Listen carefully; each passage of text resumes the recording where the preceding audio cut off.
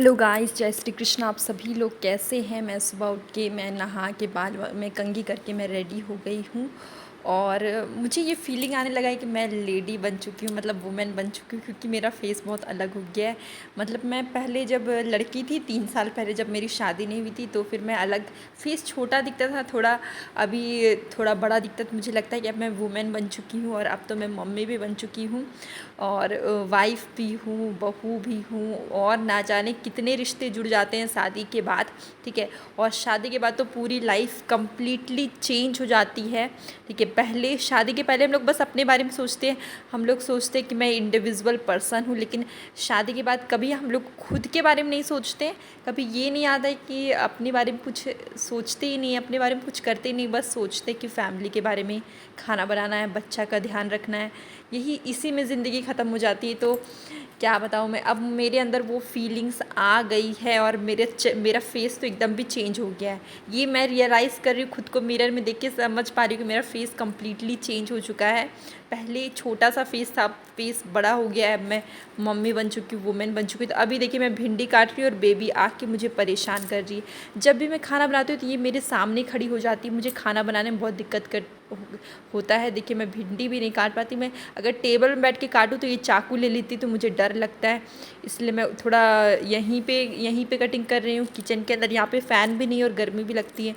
तो और बेबी यहाँ पर भी परेशान करती, पूरा दिन खाना पकाने में बहुत ज़्यादा ही परेशान करती है। अभी इतनी छोटी कि मैं इसे स्कूल भी नहीं भेज सकती जब तक ये 3 इयर्स की नहीं होगी तब तक। अभी 1.5 साल की है, 1.5 की है।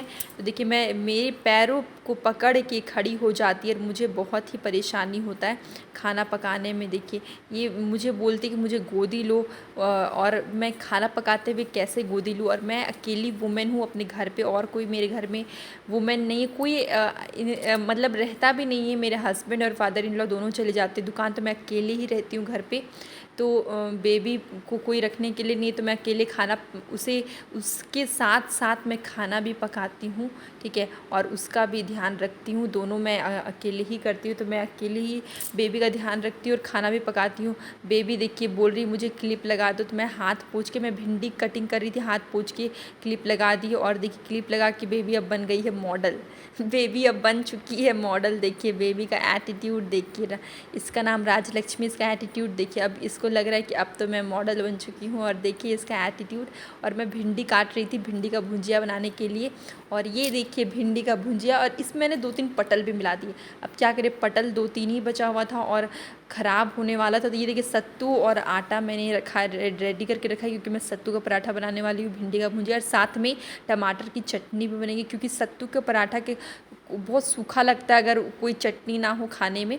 अब देखिए, मैं अगले दिन मॉर्निंग में चावल, दाल और बोदी का भुजिया, और साथ में बहुत कुछ बनाने लगी अगले दिन, क्योंकि टाइम नहीं होता है, और क्या करें, काम तो बहुत सारा करना पड़ता है सुबह मॉर्निंग ही उठ के। तो सुबह मॉर्निंग में ही मैं बहुत सारा काम करने लगी। और देखिए, चावल, दाल, और साथ में देखिए ये पालक, मैंने पालक भी रखा है। तो इसके पहले वाले दिन क्या था कि बाज़ार का दिन था, मार्केट, वेजिटेबल मार्केट हम लोग का 2 ही दिन लगता है। तो मार्केट था, तो पालक लेकर आए, तो मैंने पालक ही बनाने का सोचा। और बोदी का भुंजिया, ग्रीन वेजिटेबल खाने के लिए, खाना बहुत ही अच्छा है हमारे हेल्थ के लिए, और नहीं खाने से बहुत सारी प्रॉब्लम्स क्रिएट होने लगते हैं। मेरे साथ खुद हो रही थी, इतनी सारी प्रॉब्लम मैं एक्सपीरियंस कर रही थी, मुझे तो इतना बुरा लग रहा था। मैं डॉक्टर के पास गई, तो डॉक्टर ने मुझे यही बोला कि ग्रीन वेजिटेबल्स एंड सैलेड खाने में कोई भी कंजूसी नहीं करना है, और साथ में दाल का सेवन तो डेली ही करना है। हम लोग क्या करते हैं वुमेन, कि दाल नहीं खाते हैं, सिर्फ चावल के साथ खाते हैं, एक्स्ट्रा नहीं खाते। पर डॉक्टर ने बोला कि नहीं, एक्स्ट्रा भी खाना है, तो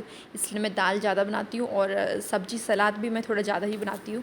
पता है, मेरी जब शादी नहीं हुई थी, ठीक है, उससे पहले ये लोग तो बाप रे, मेरे हस्बैंड लोग मेरे मतलब शादी के पहले सब जॉइंट फैमिली थे।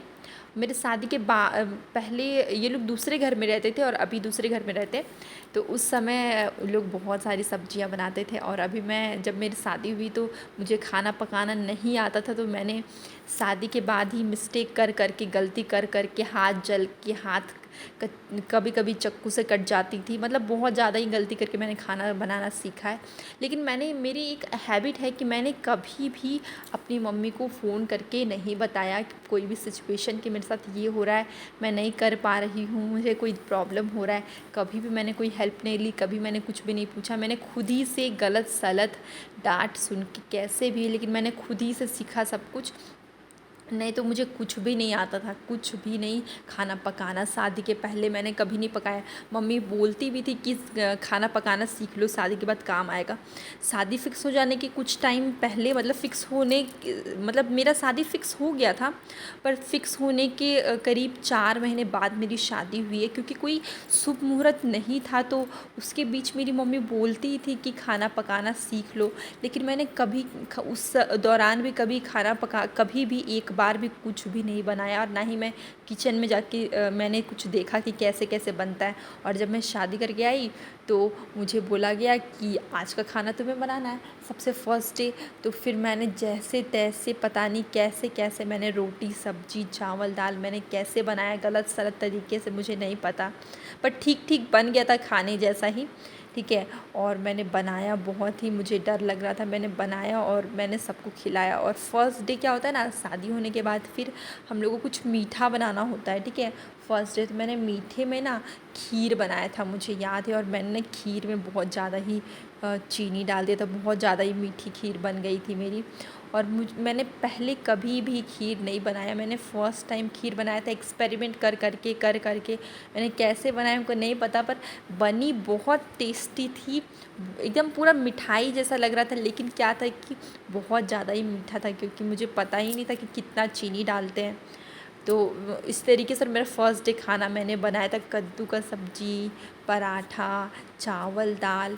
पता नहीं मैंने कैसे कैसे बना लिया, मुझे कुछ भी नहीं पता है कैसे बनाना था, और बहुत ही मुझे समझ नहीं आ रहा था और मुझे डर भी लग रहा था, फिर भी मैंने बना लिया।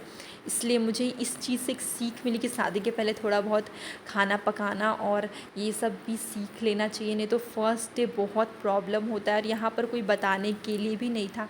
लेकिन मेरे में पता है सबसे प्लस पॉइंट क्या था, कि मैंने बस साड़ी पहनना मैंने सीख लिया था। क्योंकि जब मैं शादी होके आई तो क्या हो गया कि मैं शादी होके आई और वो लहंगा पहन के आई थी मैं, क्योंकि मेरी शादी लहंगे में हुई थी। ठीक है, तो उसके बाद चेंज करके साड़ी पहनना होता, तो मैंने खुद से ही साड़ी तुरंत 2 मिनट में पहन ली। क्योंकि मैंने शादी के पहले साड़ी पहनने की प्रैक्टिस मैंने बहुत बार की थी। मम्मी की कोई भी साड़ी उठा के, जब भी शादी मेरा फिक्स हो गया, 3 महीना का टाइम बचा था, 4 महीना का, उस बीच मैंने बहुत मतलब मम्मी की कोई भी साड़ी लेके मैं पहनने का प्रैक्टिस करने लगती, जिससे कि मुझे प्रैक्टिस हो गया था। मैं 2-3 मिनट में आराम से साड़ी पहन लेती थी, तो ये मेरे लिए बहुत ही अच्छा था।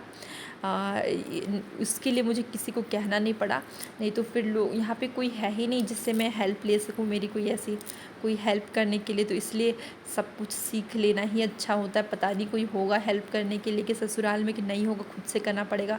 तो मैंने शुरू थोड़ी प्रॉब्लम्स फेस किए ये सब को लेके, पर धीरे धीरे मैं सब कुछ सीख गई। पहले मुझे पालक बनाना नहीं आता था, और भी बहुत सारी की सब्जियाँ, मतलब कोई सब्जी नहीं आती थी। मैंने धीरे धीरे मैंने सब कुछ सीख लिया। पहले तो मैं आधा कच्चा बना देती थी। पता है मेरे फर्स्ट टाइम का एक्सपीरियंस क्या था, कि मैंने भिंडी बनाया। और पता है मैं भिंडी बना के मैं क्या कि भिंडी को कटिंग कर दिया मैंने, उसके बाद मैंने धो दिया, और फिर मैंने भिंडी का भुजिया बनाया।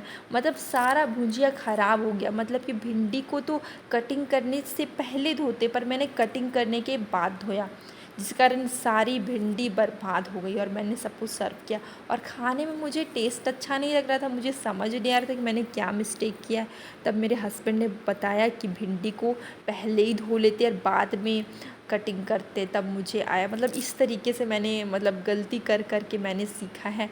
तो ये क्या बोले, अब मैं मेरी सब्जी तो भुजिया बन ही चुक गई है बोदी की। इतना ज़्यादा हम लोग ने गॉसिप कर लिया। और देखिए अब मैं आटा गूँथने जा रही हूँ, और ये मैंने प्याज मिर्ची कटिंग करके रखी, क्योंकि मैंने पालक दिखाया था उसको भी बनाना। तो पालक में प्याज, मिर्ची और लहसुन बहुत ज़्यादा ही डालने से टेस्टी लगता है। जितना ज़्यादा प्याज, मिर्ची, लहसुन डाले उतना ही ज़्यादा टेस्टी लगता है।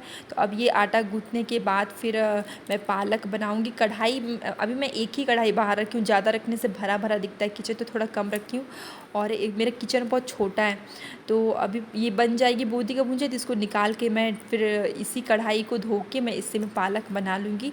और मैंने आटा गूँथ लिया और मैंने चावल भी बनाए, क्योंकि मेरे जो फादर इन लॉ है उनको चावल पसंद है और मेरे हस्बैंड को रोटी। तो मैंने दोनों चीज़ मैं डेली बनाती हूँ, चावल भी बनाती हूँ, रोटी बनाती हूँ, और दोनों चीज़ हम लोग खाते हैं एक साथ। और देखिए इसके बाद हम लोग आटा गूँथ चुकी हूँ और मैं गरम गरम रोटी बनाती हूँ, जब खाती हूँ उसी समय बना बना के मैं देती हूँ। अब हम लोग मिलेंगे कल एक न्यू ब्लॉग में। और आपको कैसा लगा मेरा शादी के बाद का स्टोरी।